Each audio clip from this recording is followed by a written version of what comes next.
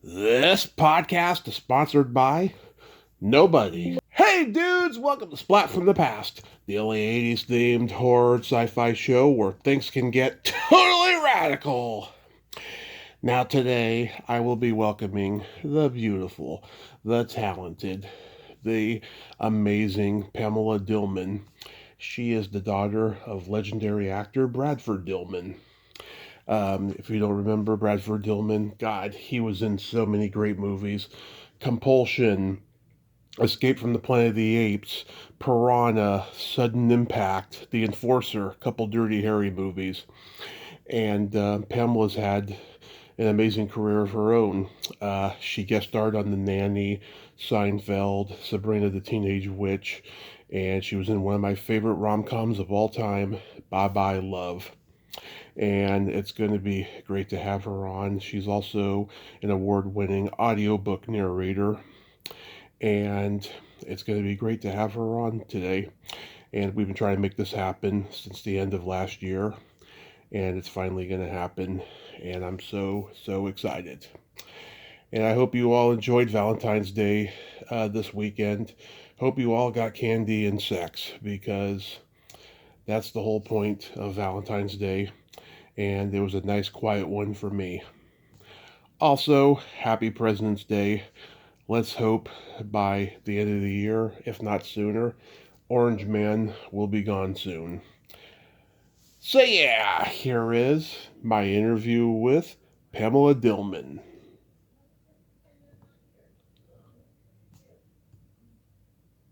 Hey Pamela, welcome to the show. How are you today?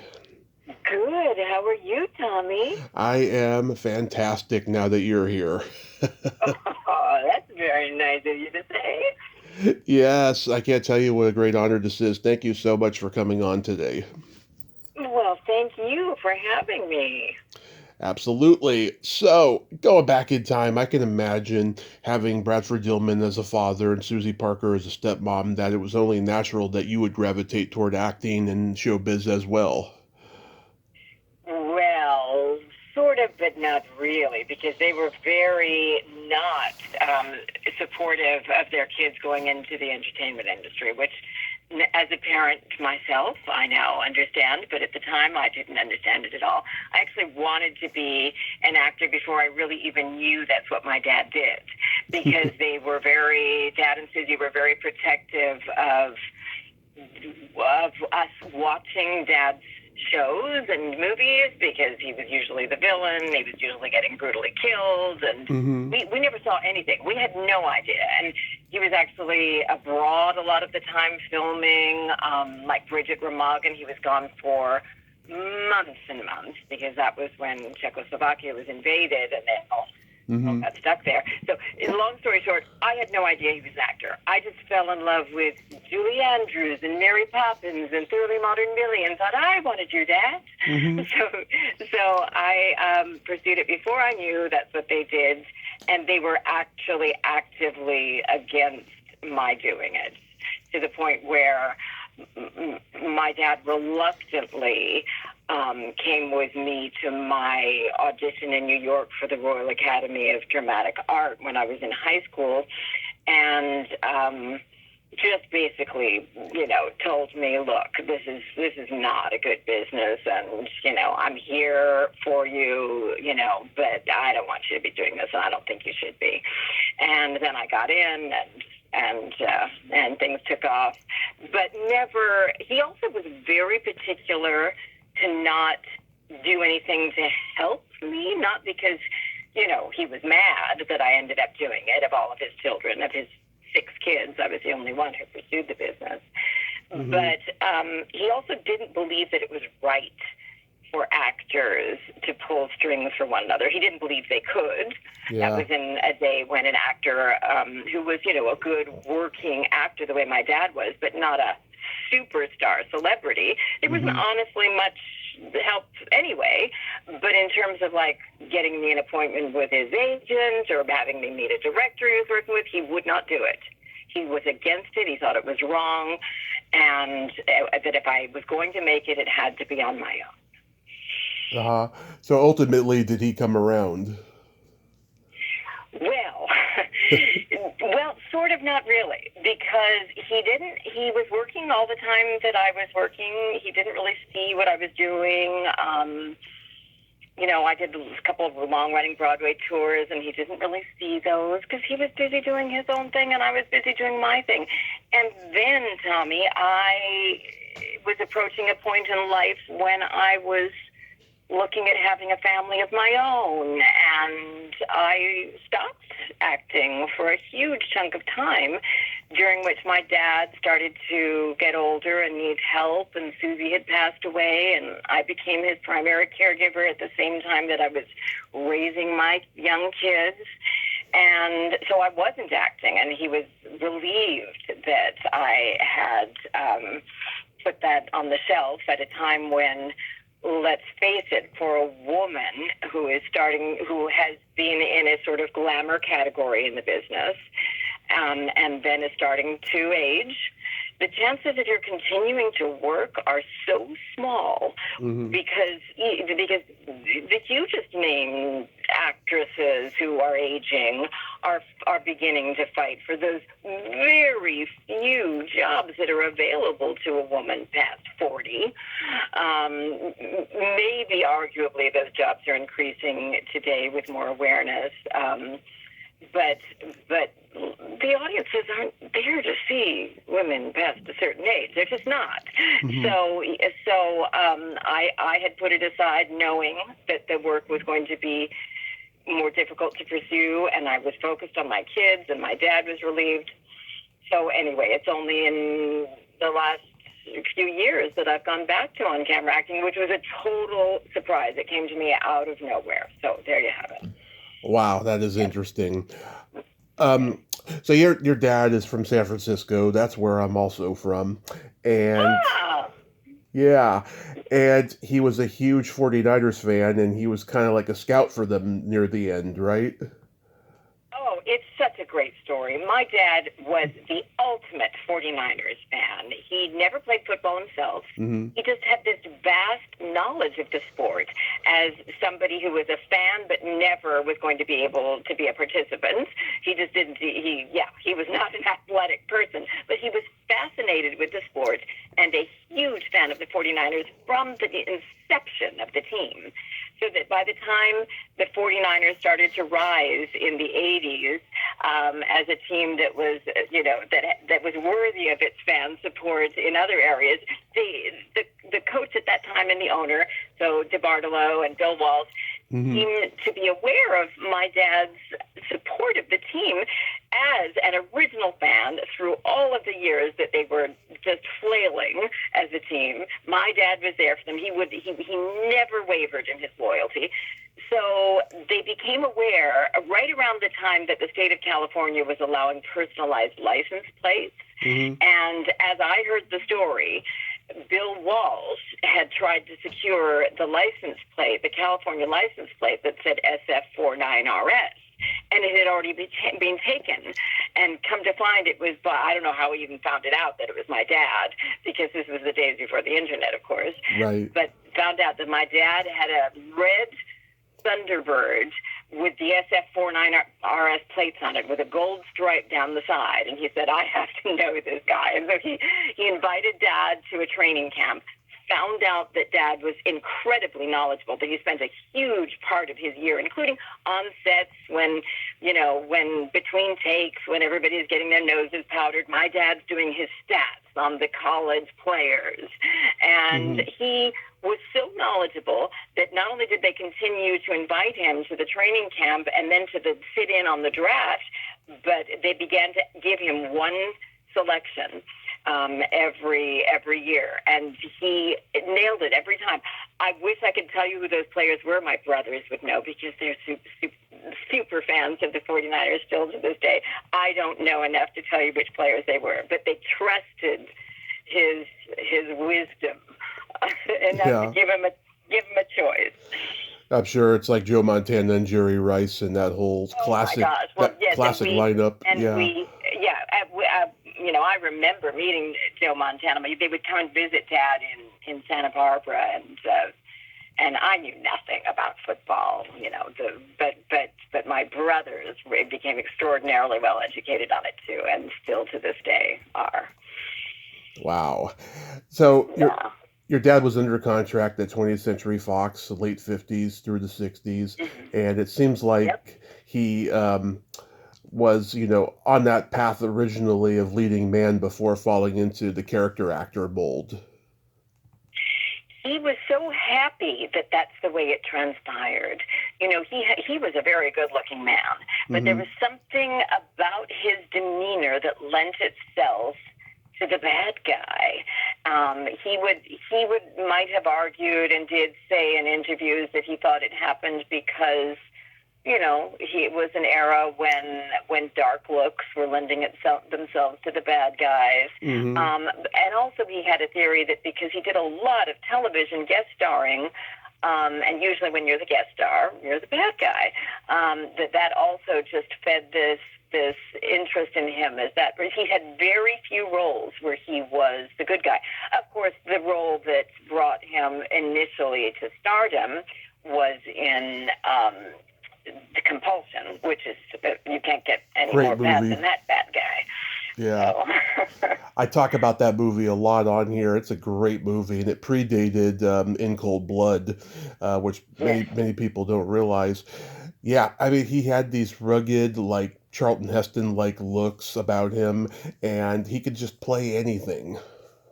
It's true. He was proud of that. He was proud to be the kind of actor who could be very, very different in certain roles. And honestly, he said towards the end of his career, because he retired, in pretty early in my estimation, but he just got tired of the business. And but towards the end of his career, he did an American Film Institute version of The Iceman Cometh. Oh yeah. And that is the role that he cited as the one he was most proud of in his career. And boy, did he change himself for that.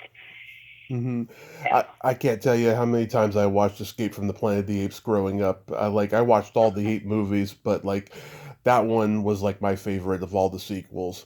And even though it ends sad, it's still a good one. Yeah.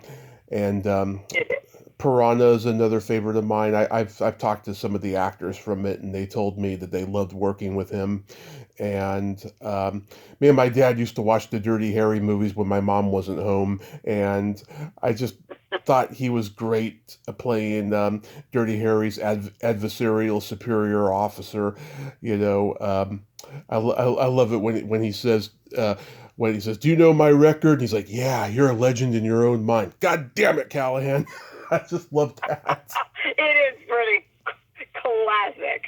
Yes. Yeah. He loved making those movies. He and Clint became good pals. Yeah, they sure seemed like it on screen. Yeah. I love this quote that your dad had. He said that his name sounded like a distinguished, phony theatrical name, so he kept it. Yes, that is for real. That's great. So your stepmom, Susie Parker, was the first supermodel, which is amazing. And she got to act. She was in Chamber of Horrors and that classic Twilight Zone episode about facelifts and conformity and all of that. Yep, indeed. She was an amazing person. She was a perfectionist and driven to be the best at whatever she set out to do, whether it was cooking or gardening and art. She became an artist later in life. And the fact that she was not as good an on-camera actress as she had been at modeling, which is also an art, if I could digress on that for a second. Go ahead. But I'll finish by saying that she gave up her acting career very quickly when she saw that the moving camera was not for her, because there was something about her relationship with the still camera, the photographic art, her relationship with the photographer. Mm-hmm. I had the privilege of watching her shoot. I saw Avedon shoot her. She never stopped moving. She didn't just pose. She had a relationship with that photographer and understood the story that he was telling through her. And she was brilliant at it. It is not just standing there and being a coat hanger. But the moving camera was different. She actually froze up, and she admitted this. That there was something that made her self-conscious that didn't exist when she was posing for the still camera, where she kept moving. So she could have perhaps pursued it further and studied acting and made it her perfection, her next thing to perfect, but she decided not to. She realized it wasn't going to be what she wanted. And so for two decades, she raised kids and became a perfectionist about that. So we're all pretty driven, all of us. And then she parlayed that into her art. She became a wonderful artist towards the end of her life. Was she one of those people that's like really, really shy off stage, but she can turn it on once the camera is there? No, which is another fascinating thing to this story. She was a passionate, fiery, mouthy, opinionated, strong woman. A passionate Democrat, having been raised in Texas, she was the antithesis of what everybody expected her to be, and was unafraid to voice her opinions under any circumstances, and very supportive of women's rights, and never afraid.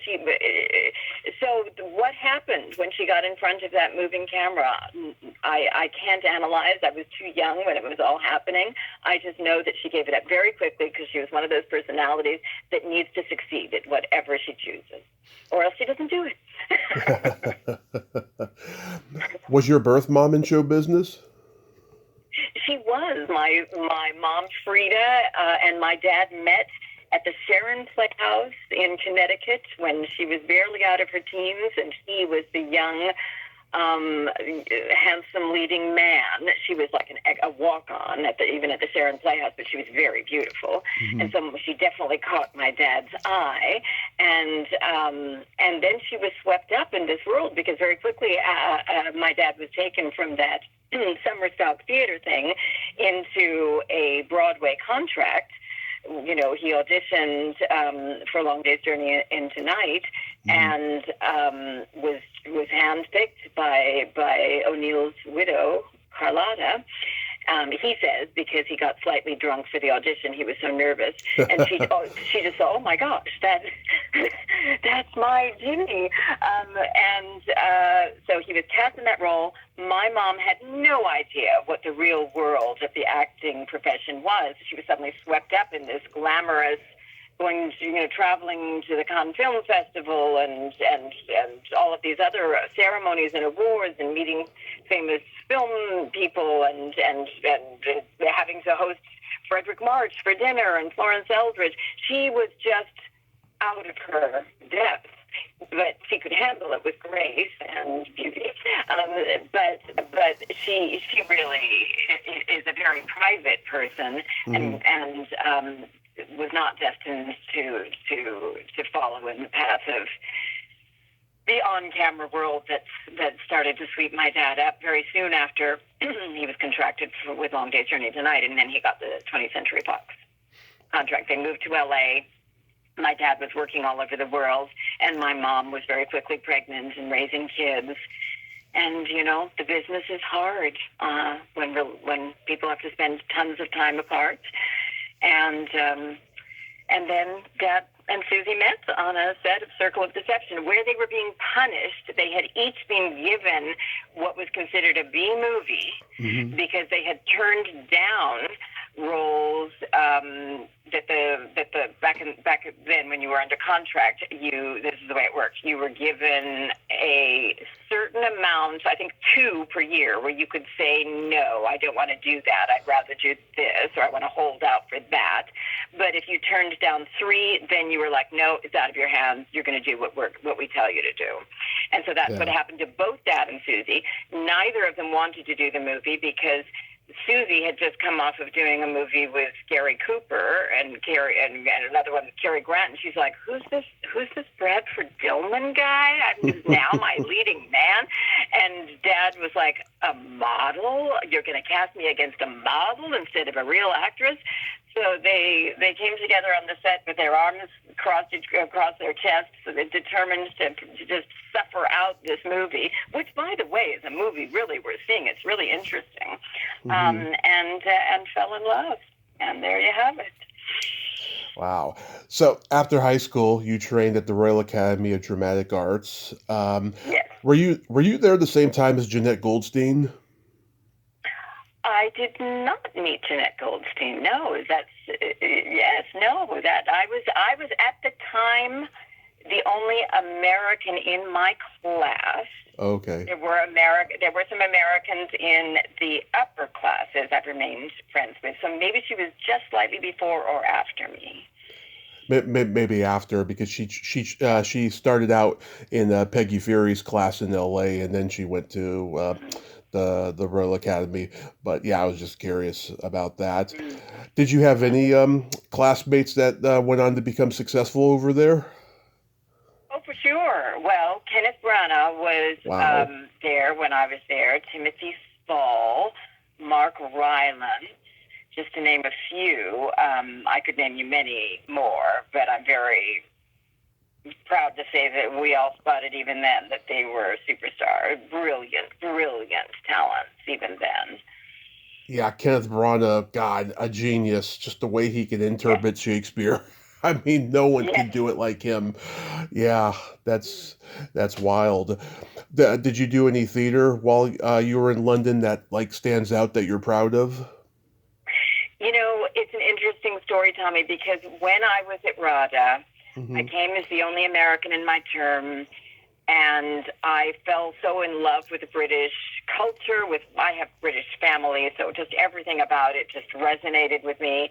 And I sort of lost my American identity. I just wanted to be an English actress. Hmm. And part of your training at RADA at that time was to lose any identifiable accent that you had, whether you were from the Midlands of England or Australia or the few of us who were American. We had to pass what was called the Standard English Test, which was to sound as close to being what was then a received pronunciation, which was what in the late 1970s, a lot of BBC reporters sounded like, say. That's no longer true.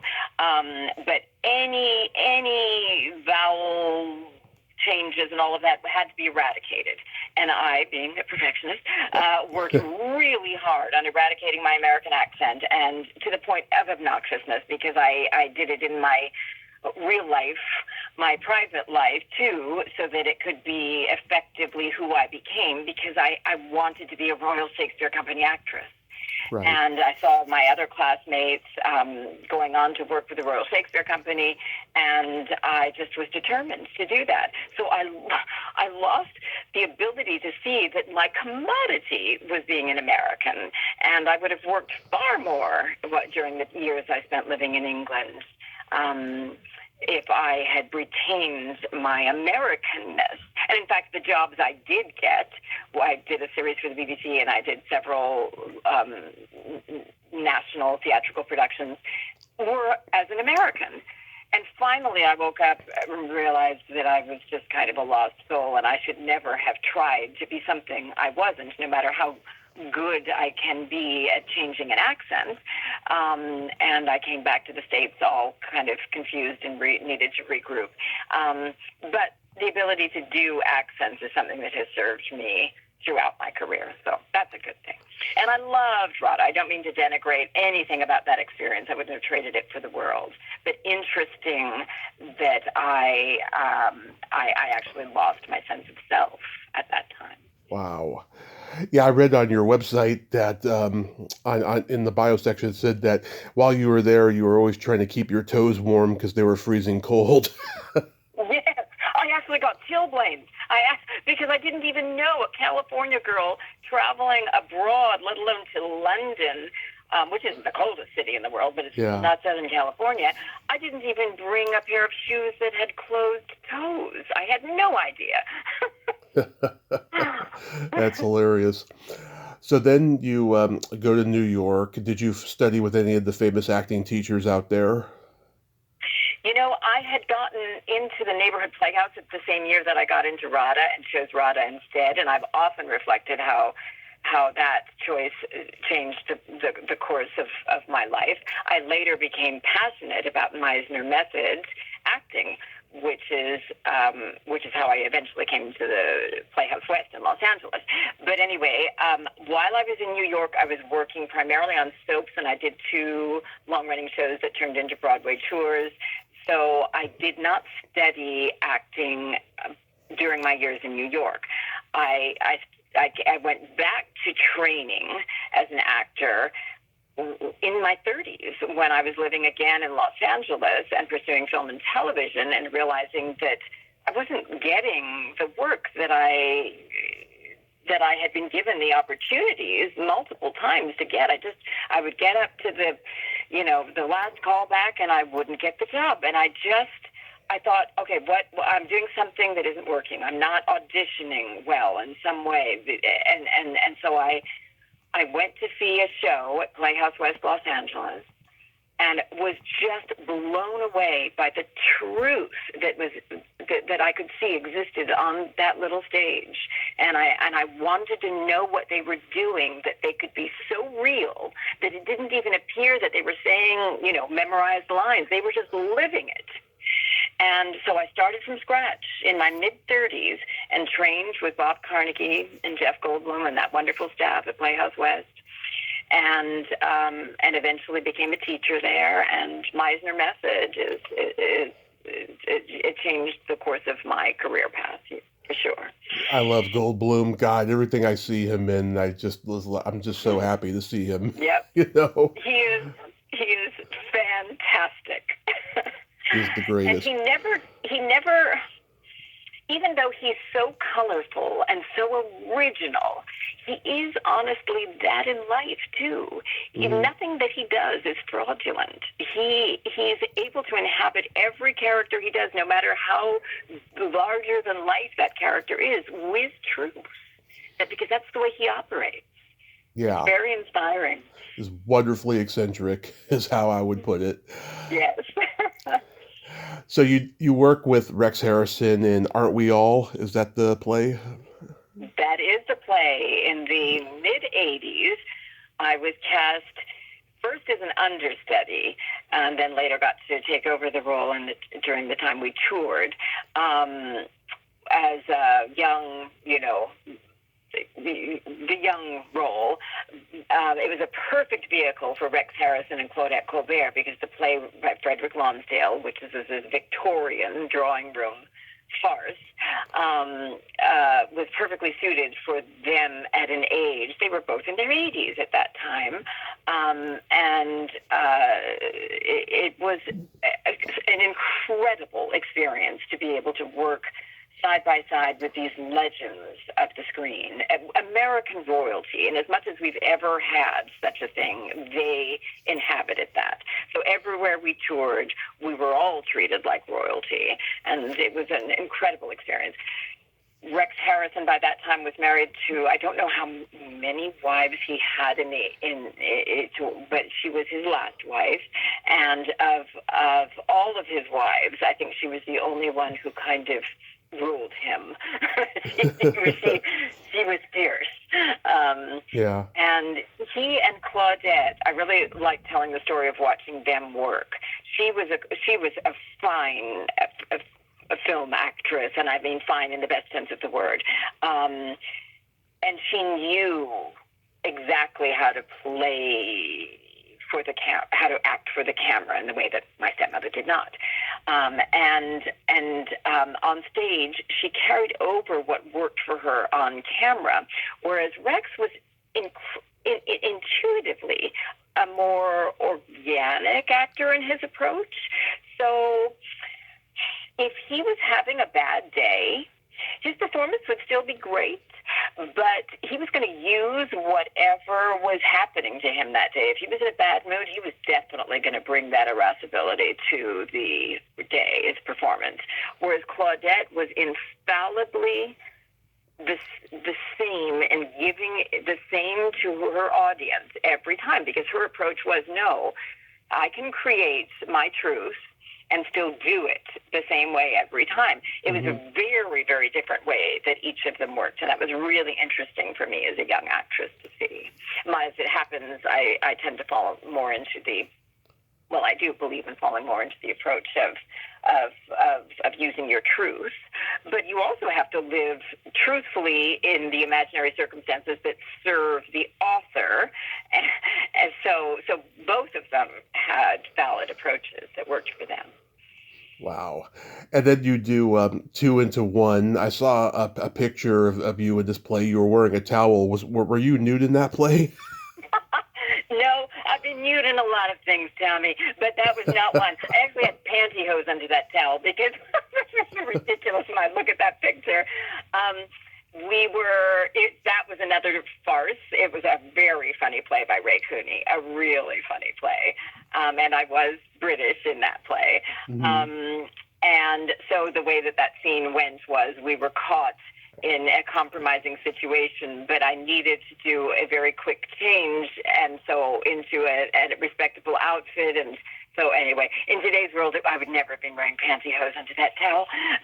But it was so great to work with Tony. He became a dear friend, and honestly, one of the dirtiest senses of humor of any person I have ever met. You would never think of it as Tony Randall. He seems so proper, Felix Unger. No. He was the dirtiest. Oh, you just met me. My sense of humor is pretty dirty.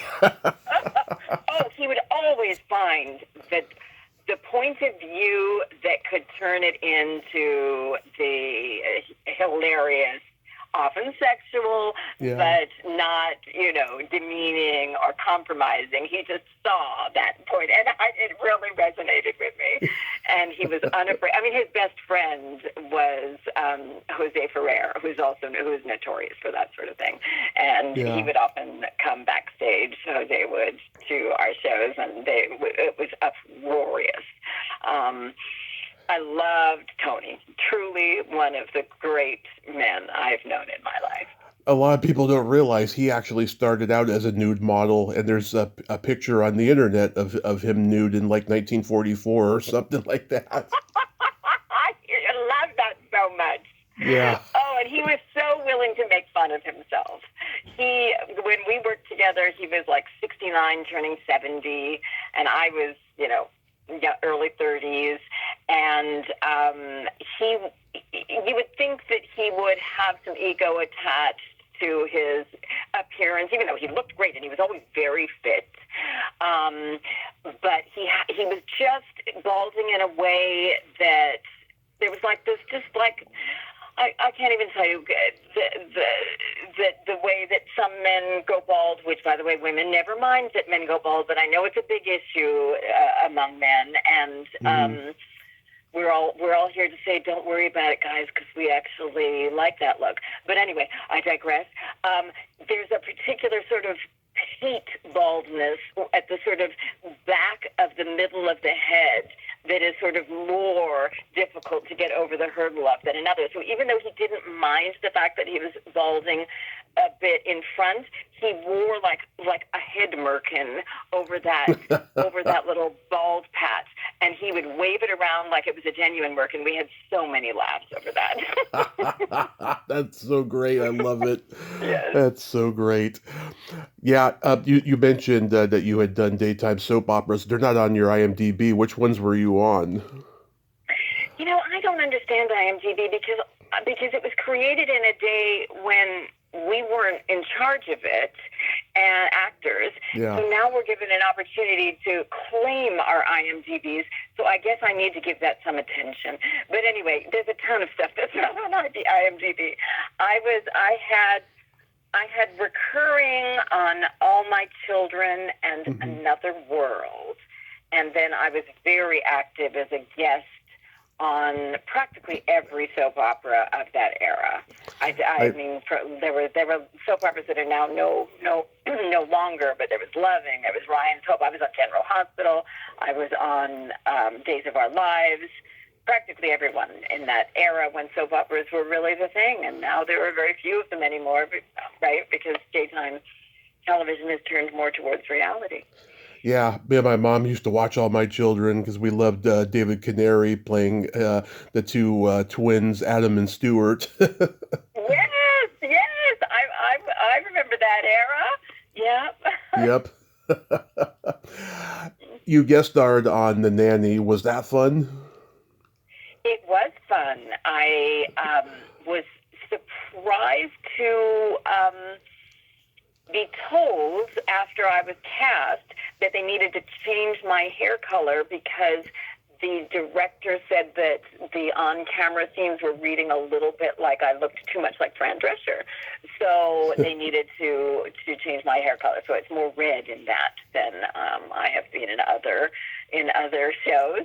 But it was a fun set to work on, and I enjoyed my time there. It's an interesting thing how the set of a sitcom for guest stars, and I imagine, this is actually true, I shouldn't say just sitcom, but all television, the feel of the set, the way that the actors are happy and at their most creative is really determined by the personality of the stars.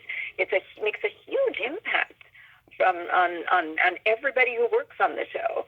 So some sets are happier and more fun than others, and I have to say Seinfeld was one of the most fun of the sitcom guest stuff that I did. They genuinely just all appreciated each other and had a great time, and it was felt by all of us. Yeah, I mean, I'm sure every day you get recognized for the Seinfeld episode because, God, it plays everywhere. It does. I'm very gratified to be part of the Seinfeld fandom. It was a wonderful opportunity, and I loved working on that show. It's one of those favorite episodes of mine. Just seeing Jerry just trying so hard not to laugh in the scene, saying that he wants to return it for spite. It's just hilarious. We had a very good time. We did. Yeah, and your hair looked so adorable in that scene too. Well, thank you. I went through a phase in the '80s where I permed my hair, so that was my real hair permed. The movie I did just recently, I had to wear so much piecework to make my hair curly because it's actually naturally dead straight. So that's always a fun little thing we can change ourselves is through our hair. Yeah, absolutely. And you were on Sabrina the Teenage Witch when Paula Abdul also guest starred. Yes, I didn't get to meet her. I would have loved to because I loved her music at that time. But I didn't have any scenes with her that that week. But I really enjoyed doing that show too. I'm glad that I get more residuals on any given week for Sabrina the Teenage Witch and The Nanny than almost anything I've done. Really? Apparently very popular shows in Europe. Wow, because I would think Seinfeld is the one that, everyone gets residuals at least daily from it because it's so popular. Well, that too, but other than that, yes. Nanny and Sabrina the Teenage Witch. Did you work with Beth Broderick on Sabrina? I did. Have you talked to her? I'm trying to make the attempt because I love her going back to the 80s when she was doing all these, TNA exploitation movies. She's a very talented lady. She is. Oh, I love stories like that. Yeah, I love Bye Bye Love. This movie prepared me for my parents' divorce. I watched it a lot when I was 12, 13 years old. And, Mrs. Doubtfire planted the seed for me with divorce. And then Bye Bye Love completely cemented it for me. How did you get cast in this movie? Oh, well, I do happen to know one of the producers, Brad Hall, very, very well. Oh, we grew up together. yeah. But I will say that I auditioned the same way everybody else auditioned. I had to go through all of that nerve-wracking process and was gratified to get the role of Sheila, with most of my scenes being with Matthew Modine. But yeah, I do happen to be very good friends with Brad Hall. Yeah, the Brad Hall, I remember him on Saturday Night Live with his wife, Julia Louis-Dreyfus, and Right. Gary Kroger, he went to college with them and then was on SNL with them. I've talked to him, and he absolutely adores those two. Um, Oh, they are the best. yeah, yeah, I love the scene with you and Matthew Modine at the Little League game. I always thought that you and him should have ended up together at the end of the movie because Thank you, Tommy. I think so too. yeah, I thought you two were so cute, and your character obviously likes his character, and you tell him that you're going back to your maiden name, Sunter, and he's like, "Oh, Sunter, just like the fort," you know. I know. I remember working on that scene, and Sheila was very, very disappointed that he didn't say something else other than that. Yeah, but because it could have been like, oh, well, maybe your maiden name will change again, or something encouraging. Sheila loved him. yeah, and then of course, you and Dana Wheeler Nicholson come into the house, and you're both enjoying wine. You showed up with that gigantic apple pie. Did everyone have like a slice afterwards? I mean, that thing was puffy and huge. It was huge. It was freshly baked, and yes, it was enjoyed by all the cast and crew. Yes. Yeah. As a matter of fact, we shot those scenes in 2 or 3 days at a house in Pasadena. And so there were 2 or 3 pies. I was responsible for having to do a whole day's worth of retakes because I was so shiny. I neglected to tell the makeup people that my skin under light gets very, very reflective. It's not a bad thing because, as I've aged, I have maybe arguably fewer wrinkles because my skin was so oily and still is. But under hot lights with the makeup, we had to do a whole day's worth of retakes. Yeah. Wow.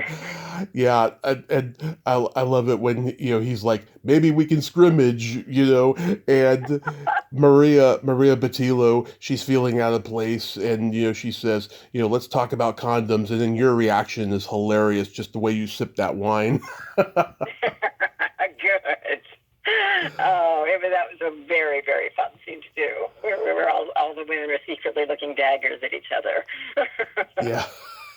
Yeah, because she's unaware that he's a womanizer, and it's such a perfect comic timing scene. I just love it. Good. So this new movie you mentioned, it's Relatively Normal. It's called. Yes. Yes. Relatively normal, and we shot it just last summer. Mm-hmm. And this is what I was referring to when I said it came out of the blue. Because I was not seeking on-camera work. I've been very focused on audiobook and voiceover production, and I have my own audiobook company. But it's a really interesting way this all came about. My kids had grown up with the kids of one of the producers, Jill Levinson, and she didn't know I was an actor. I didn't know she was a producer. And we both live in Santa Barbara. Comes, 20 years later, she's thinking the same thing I'm thinking, unbeknownst to each other, that maybe we just, what can we do now that we're empty nesters? Maybe we should find a way to go back to what we, know. I, by this time, had started my audiobook production company. She decided to start producing again, and she got a hold of this script, and with the writer-director, Amy Wendell, they decided to go for it, found more producers out of Los Angeles that Jill knew from her work, and I got a call, would you ever want to audition? I didn't even know you were really an actor, Pamela, but you live locally, and we're doing this on a SAG low budget, really fast, and they would, I'm just going to throw it out there, would you like to audition? So it's just such a beautiful example of how you just never know how seeds you plant in ways that you might not expect to come to fruition do. And so I got the role, and we shot it entirely in Santa Barbara in 3 weeks, which is just unbelievable. And then additionally unbelievable is that they did all of the post we finished shooting in early August, and they had all of the post done so that they could start submitting it to festivals in January, which is just extraordinary. The music and everything. Wow. So it was a great project to work on, and my co-stars, those kids are phenomenal. We are really going to be hearing a lot more from Chloe Coleman, Grant Culling. These guys are incredible. It's got distribution, and it's got like a release date and everything. You know what? I'm having lunch today with the director to find out what is happening on that. But I know there are things afloat, so I'll be able to tell you more when I know more. But the answer is yes. That's awesome, though. What got you into doing the audiobooks? Well, that happened when my kids were still. Well, I actually have been recording audiobooks since the inception of audiobooks. I should start by saying that. Mm-hmm. Back before I became a mom and I was still acting on camera, audiobooks started to rise, but back then only a bestseller would really have an audiobook edition. But I've always been a huge fan of books in the literary world, so it seems like a great coming together. So back in the day, this was just the late 80s, early 90s, there were only a handful of narrators who were really working because there weren't that many ones that were being produced, mm-hmm. and they would just use the same stable of actors. So I did quite a few back then, and then again took time off to have kids, but about halfway through raising my kids who are now all out in the world, I got more calls to do audiobooks again, but the audiobook world had exploded in popularity, and mm-hmm. it is now the only continuously growing arm of the publishing world. So there's a huge opportunity there for independent authors, and I'm very excited by what is happening in the audiobook world, despite the incursion of AI, which is another subject we could blather on about. So I got back into it and was fortunate enough to start working again with some of the producers I'd known from the old days who referred me to other younger producers. And now any book that is published, whether it's with a big publisher or independently, really must have a concurrent audiobook edition. And it is a very important part of the process, both for its own marketing and just for greater outreach, to make sure that you're aligned with the narrator who best serves that book. And there are trends in the audiobook world too that are growing and different in the same way that film and television acting evolves and changes and tastes change. The audiobook world currently is much more interested in narrator empathy and point of view than it used to be back in the day when it was more of just a straight read without too much other, just allowing the listener to, I'm not in any way denigrating how we used to do it.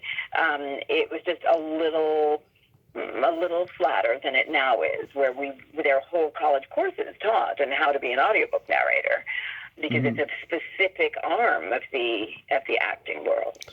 Yeah, I know a lot of actors who make a pretty good living doing the audiobooks thing. It's so scary to me how many audiobooks that there are in the world now, because I remember in the mid-90s hearing my first audiobook and going, wow, this is a thing. I had no idea. This is pretty cool, and now there's so many audiobooks now. I mean, everyone's writing books now. We live in the world now of self-publishing and stuff, and I think that's helped it along, but I am just so amazed at how far it's come. It is, and it will continue to grow in spite of AI. I'll touch on that briefly, because even though arguably the nonfiction world is a little more affected by the growth of AI, I equate it to this.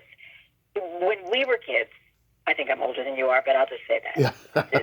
Generations past, that there was always the student who needed to just cram with the clip notes because you didn't actually read the real books for your English literature class.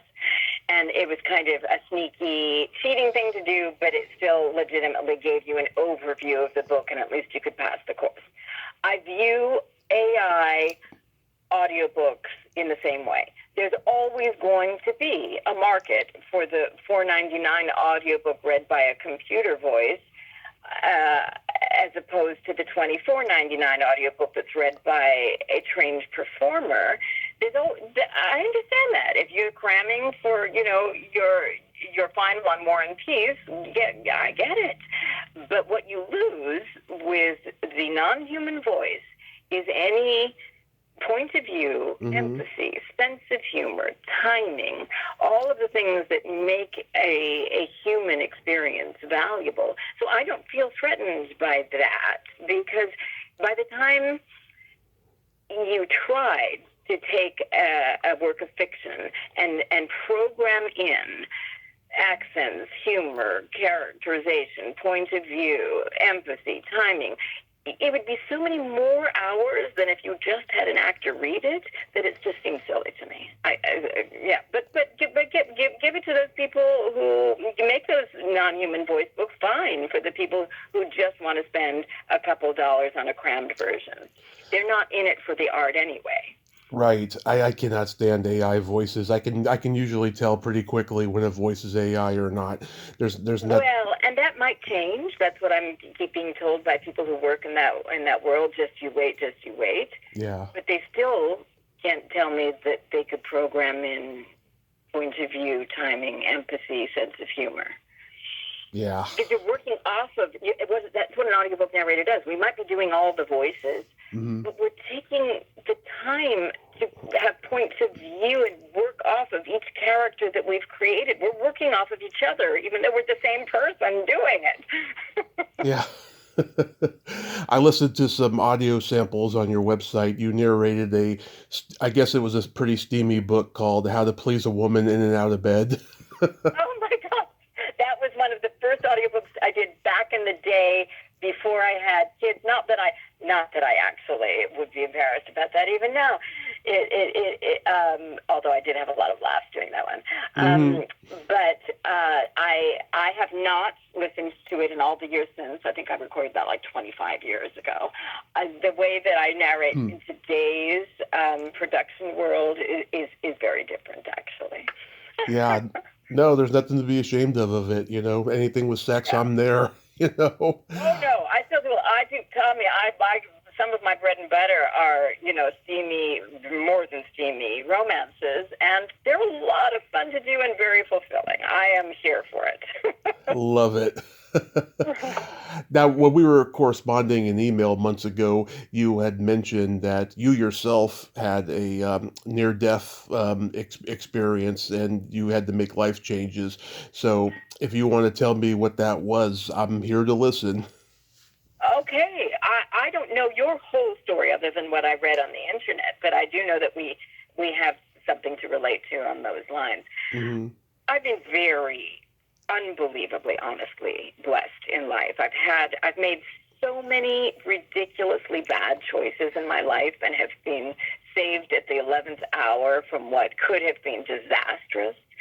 But what happened in my actual near-death experience was not necessarily of my own fault, for lack of a better word. It was that I acquired mysteriously, and nobody knows how to this day, bacterial meningitis when, you have to, those cases have to be reported because bacterial meningitis is so contagious that if there's a reported case, everybody who's been in contact with that person has to be tested because it spreads so quickly and you can die within 24 hours of acquiring it. So nobody knows how I got it. I was teaching at Playhouse West at the time. I went for a run with a pounding headache thinking, I don't know, I either was dehydrated or hadn't eaten well the next day, so I just run it out. By the time I got back to my apartment in Studio City at that time, where I was living with my then husband, Brett Harmon, I just passed out on the floor. And I relapsed into unconsciousness. If he had not come home from work which was random, I would have died. He happened to come home from work a couple of hours later, had the presence of mind to get me to the hospital and not just think, oh, wow, there she is on the floor and doesn't seem very responsive, and maybe she's just hungover. Mm-hmm. No, instead, he had the presence of mind to call our doctor. The doctor said, get her to the hospital. They got me in the emergency room. They gave me a spinal tap. The pressure from the spinal fluid was so intense that the fluids apparently shot up to the ceiling when I was in the ER. And then the other emergency is that I went into a coma, and they, with spinal meningitis, there's like a window where they can still save you. They have to find the right antibacterial antibiotic cocktail, because there's so many different strains of bacterial meningitis. So it could be that it's too late by the time they find the one that works for you. So miraculously, they found the right one, and I survived. And the other miracle is that I didn't lose, fingers, toes, limbs, because the flesh starts to die. I've known other survivors that happened to. So it's a miracle story. It changed my life in that I was still 100% focused on simply, my acting career. I was teaching, so I had a passion for why we do what we do. But I was banging my head against a wall in terms of getting further in my own career. And when I came out of the coma, I realized I wanted only to have children, and that's all that mattered to me anymore. And fortunately, my husband felt the same way. So it changed my life in that I became a mom, and that truly has been the greatest production of my life, the greatest creation I have to offer the world is my children, and I very, very firmly believe that. They're all magnificent kids. God, so what year was that? That would have been 1999. God. Yes, 1999. God. That was the year I turned 40. So yes. Wow, that's the year I was still in high school, and I had a heart scare that year that ended up being nothing. I had a doctor who didn't know my history. This was like pre doctors on the internet with all the history and everything, and we were in suspense for over a month. And then, as it turns out, as I went to a cardiologist specialist, it turns out that my heart was fine. It's just the guy was incompetent and stupid. Oh my God, how unbelievably scary. It was pretty scary, and I've had a million things happen to me since, but my car accident was a blessing because, I didn't have the drive to do a podcast, before the accident. I was a drunk mess, and this has been just the most wonderful gift of my life. Oh, I hear you. Fantastic. Well, that's inspiring. Yeah, well, it's been amazing. A humorous side note to my bacterial meningitis is that because I was teaching acting at Playhouse West at the time, everybody I was exposed to in the week prior to coming down with the symptoms had to either take a prophylactic antibiotic or be tested. And because I was teaching a room full of actors in multiple classes, actors are well known to be hypochondriacs. It's just the way we are because, well, actually, I'm not. I personally am not, but I know many who are, because we imagine and then live out that imaginary world. So it's very easy for an actor to imagine acquiring symptoms of bacterial meningitis when it might not have been the case. So I had students who actually voluntarily went in for spinal taps, which is incredibly painful, by the way, and simply because they had been sitting in a room with me. Better safe than sorry. I am not criticizing them. I'm just saying, yeah, the worst possible group of people to tell that they might get symptoms or a group of actors. Yeah, God, that's so amazing though. Thank you for sharing that because I love hearing those stories about people persevering and all of that, Yes, because yes. that's been a big part of my life since my Mm. accident. Wow. So real quick, we gotta play my secret silly game. This is a Oh, series of silly slumber party questions. It's no win or lose, just pure fun. And how the game works is I ask you the question, you answer it, then you ask me that exact same question and I answer it. And feel free to comment on the answers because they might be funny. okay. All right, I'm ready. Pamela, are you ticklish? Oh, very, very. Tommy, are you ticklish? Yes, very ticklish as well. It is your belly button an innie or an outie? My belly button is an innie. I'm proud to say it's an innie. No shade on the Audi. What is yours? It is also an innie. Um, what color are your toenails painted? Currently, they're lavender.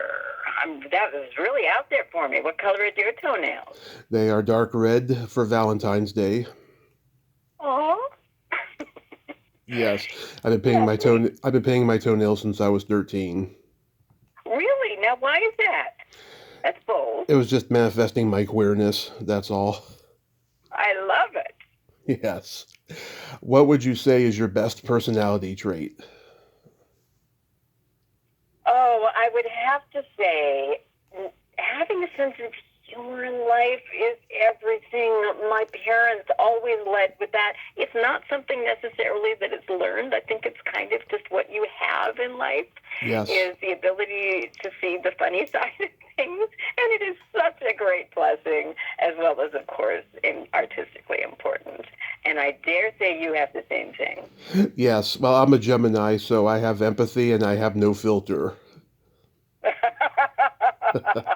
Okay, awesome. What is your guilty pleasure? Okay, I just had to bite my tongue because there's so many of them. Oh, which one am I going to pick? My guilty pleasure, no, well, it's probably pretty boring to other people, but it's eating while I read. And it is a guilty pleasure because then you get It's interesting. caught in what you're reading and you forget what you're eating. So you end up eating much more than you should. I don't advise doing that if you're somebody who's watching their dietary intake. What That's is a, yours? that's an interesting one. Um, Eating pizza and watching a raunchy sex comedy movie. Aw. Now, what is a good raunchy sex comedy? Because if it's really raunchy, it has to get a rating that puts it into a different category. So give me an example of that. Like I love movies like Animal House and The 40-Year-Old Mm. Virgin and stuff like Oh, that. they're so good. Yeah, Yes, yes. the best. The best. Something about Mary. Okay, yes. Oh, Okay, I'm with you. there's something about Mary, Dumb and Dumber, and Kingpin. I love the Farrelly Brothers movies. They're so great. Oh, and the first Anchorman. Oh Oh, my gosh. the best. The best. Um, if you could have anything named after you, what would it be? Oh dear, oh dear. Something named after me. What would it be? I guess it would be something in the fashion world. I really love fashion. I'm fascinated by it. And I love handbags. Maybe to be a handbag, Tommy. What about you? Get ready for this. A vibrator. Oh, the Tommy! Yes. I think there must already be one. Well, you can have your name engraved on them. I heard. I'm still trying to make time to look into that. I haven't been able to. But I would call mine. Awesome. I would call mine the Tommy Chatsy. The Tommy Chatsy. Well, let me know. I might have to get one. Okay. And then my favorite question: is there a stinky smell that just makes you gag? Oh, yes.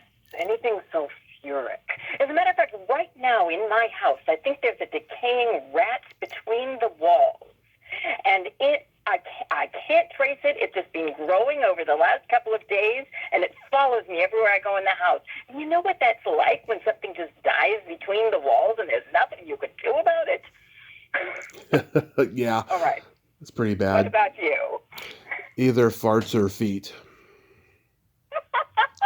I think feet is worse, honestly. At least you can laugh about farts. You Right. can't even laugh about smelly feet. No, they're the classics. Yes. I have a joke for you. What do you call a boy that doesn't masturbate?